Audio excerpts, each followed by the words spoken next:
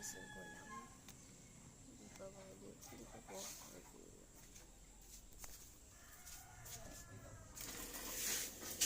Kasi muna ako. Stop muna yung video.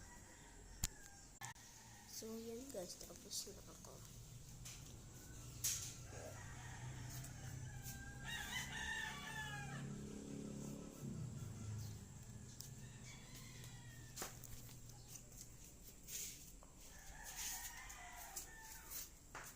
Guys, para sa mga bilang kung bakit ako nag-haircut.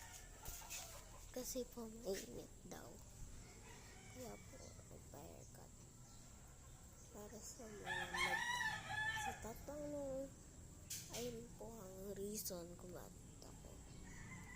So guys, salamat po pala sa panonood.